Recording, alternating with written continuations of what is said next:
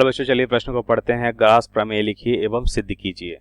तो सबसे पहले प्रश्न को समझने के लिए प्रश्न की मुख्य अवधारणा को समझेंगे। तो हम लिखते हैं मुख्य अवधारणा। मुख्य अवधारणा। तो सबसे पहले हम मुख्य अवधारणा में गास प्रमेय को समझते हैं। तो यहाँ पे लिखेंगे कि कार्ल फ्रीडरिच गास ने क्या किया था, एक प्रयोग में देखा। यहाँ पे हम लिखते हैं कार्ल फ्रीडरिच गास ने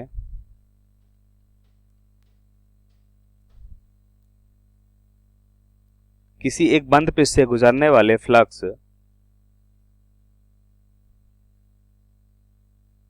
गॉस ने किसी एक बंद पृष्ठ से किसी एक बंद पृष्ठ से गुजरने वाले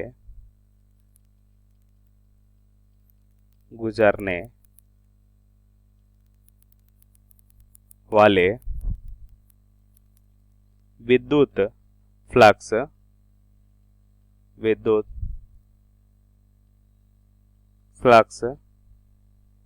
और उसमें उपस्थित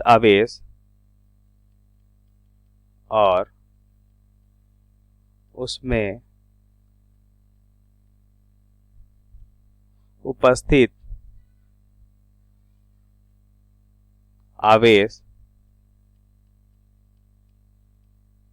उपस्थित आवेश के बीच संबंध बताने के लिए एक नियम का प्रतिपादन किया। आवेश के बीच संबंध बताने के लिए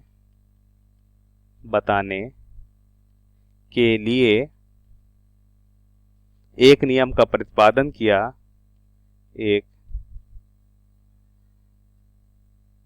नियम का प्रतिपादन किया जिसे गॉस का प्रमेय कहते हैं।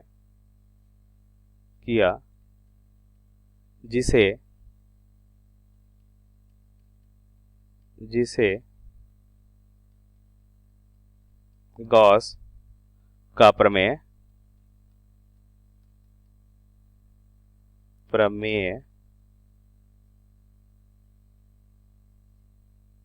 कहते हैं। अब प्रश्नानुसार उत्तर को समझते हैं। तो यहां पे हम देखेंगे उत्तर। तो सबसे पहले हम लिखते हैं, तो हम गॉस प्रमेय।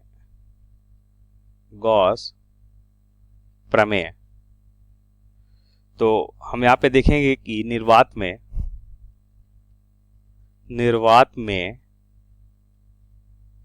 किसी बंद पृष्ठ से गुजरने वाला संपूर्ण विद्युत फ्लक्स किसी बंद पृष्ठ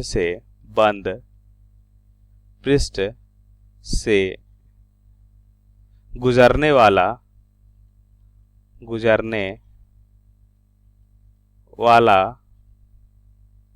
संपूर्ण विद्युत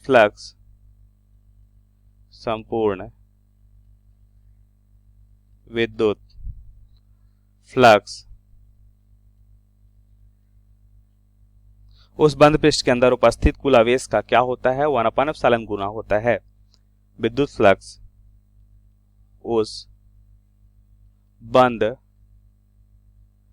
पृष्ठ के अंदर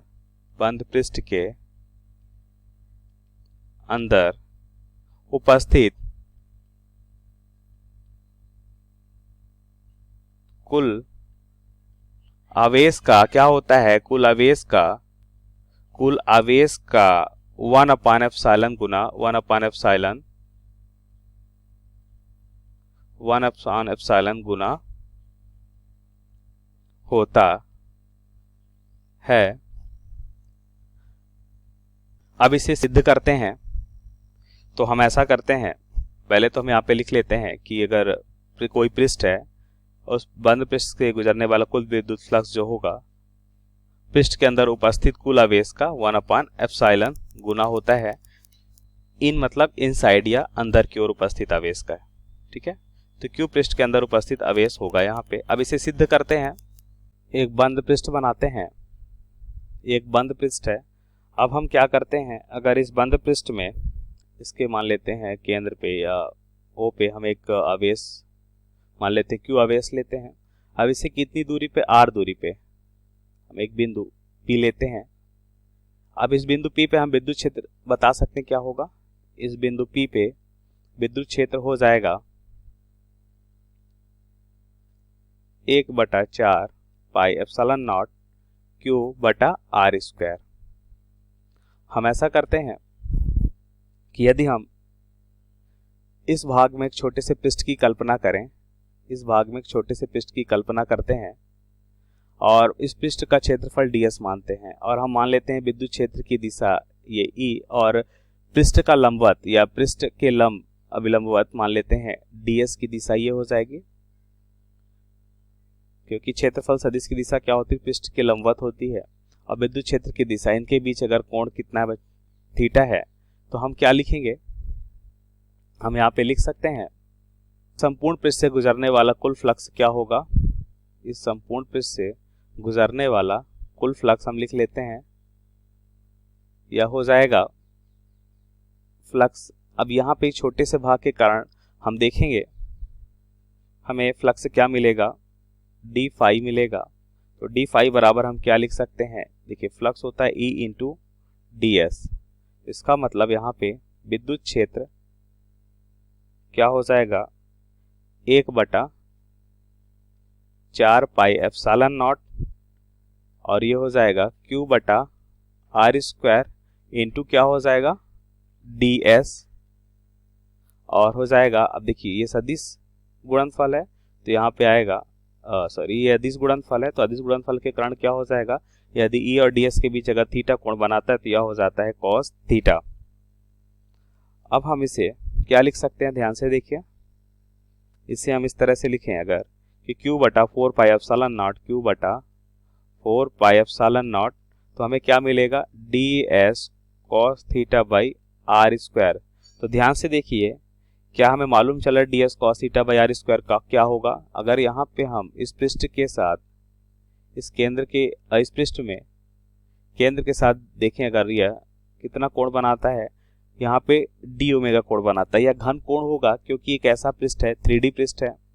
2D होता तो हम फाई मान सकते थे, ये 3D है तो घन कोण होगा और घन कोण हम जानते हैं क्या होता है, यह होता है ds cos थीटा बटा आर स्क्वायर के बराबर होगा। इस तरह से यहाँ पे हम क्या लिख सकते हैं, यहाँ पे हम लिख सकते हैं यहाँ पे हम लिख सकते हैं Q बटा 4 pi epsilon not 4 pi epsilon not और यहाँ पे हम क्या लिख सकते हैं डी ओमेगा, ये हमारा घन कोण हो जाएगा। अब संपूर्ण पृष्ठ के लिए अगर हम फ्लक्स निकालते हैं तो क्या करना होगा हमें, संपूर्ण पृष्ठ के लिए जो फ्लक्स हो जाएगा वो क्या हो जाएगा, यहाँ पे हम लिखते हैं संपूर्ण पृष्ठ के लिए हम इस तरह से लिख सकते हैं, संपूर्ण पृष्ठ के लिए हमें क्या करना होगा, यहाँ पे करना होगा समाकलन और ये हो जाएगा यहाँ पे Q बटा 4 pi epsilon not into D omega. अब ध्यान से देखिए संपूर्ण फ्लक्स मान लेते हैं फाई है, तो फाई बराबर क्या हो जाएगा, संपूर्ण पृष्ठ के लिए हमें क्या करना है, यहाँ पे समाकलन करना है।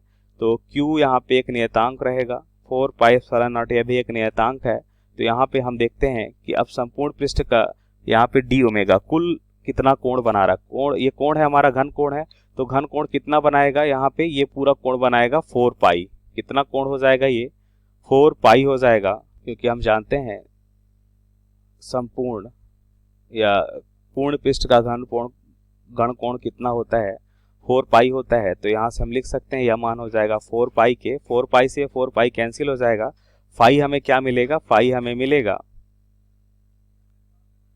4, यहाँ पे हम लिख सकते हैं क्या हो जाएगा, ये हो जाएगा फाई बराबर Q बटा 4 पाई कैंसिल हो जाएगा, एप्सिलॉन नॉट बचेगा। ये 4 पाई से 4 पाई कैंसिल हो गया, हमें क्या मिला पाई बटा या पाई बराबर क्यू बटा एप्सिलॉन नॉट। तो ये हमारा क्या हो जाएगा, करेक्ट आंसर हो जाएगा। यही हमें सिद्ध करना था, तो दिए गए अवधारणा के अनुसार हमने सिद्ध कर लिया है। आशा करते हैं आपको समझ आया होगा। धन्यवाद।